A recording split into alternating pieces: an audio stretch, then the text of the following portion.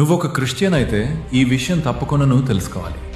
మన దేశపు మొట్టమొదటి రాకెట్ ప్రయోగం ఒక చర్చ్లో జరిగిందని మీకు తెలుసా? మీరు విన్నది అక్షరాల నిజం. మన ఇండియా ఫస్ట్ స్పేస్ రాకెట్ ప్రయోగం ఒక చర్చ్లో జరిగింది.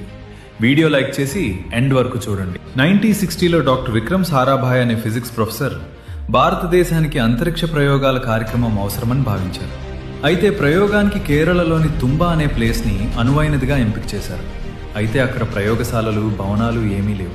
సౌకర్యవంతంగా ఉన్నది ఒక చిన్న చర్చ్ మాత్రమే. డాక్టర్ సారాభాయ్ ఆ చర్చ్ బిషప్ పీటర్ బెర్నార్డ్ను కలిసి చర్చ్ని రాకెట్ ప్రయోగ కేంద్రంగా మార్చడానికి అనుమతి కోరారు. బిషప్ వెంటనే అంగీకరించి తాళం వేసి ఉంటే తాళం పగలగొట్టి లోపలికెళ్ళండి అని చెప్పారు. తర్వాత చర్చ్ని ప్రయోగశాలగా మార్చారు. చాలా మంది క్రైస్తవ యువకులు, చర్చ్ సభ్యులు ఈ ప్రయోగానికి రాకెట్ కాంపోనెంట్స్ తయారీ, ఫ్యూయల్ సేఫ్ సెట్ చేయడం, పరిశీలన, లాగ్ రికార్డింగ్ వంటి పనుల్లో సహాయం చేశారు. రాకెట్ తయారైంది. 1963 నవంబర్ 21న Thumba equatorial rocket launching station ఏర్పాటైంది. అదే రోజు సాయంత్రం చర్చ్ ప్రాంగణం నుండి మొట్టమొదటి రాకెట్ నైక్ అపాచీను ప్రయోగించారు.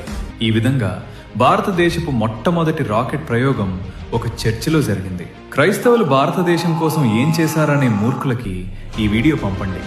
ఎన్నో వృధా రీల్స్ షేర్ చేస్తూ ఉంటాం. ఈ రీల్ని మీ ఫ్రెండ్స్లో ఇద్దరికి మర్చిపోకుండా షేర్ చేసి ఆమెనని కామెంట్ చేయండి.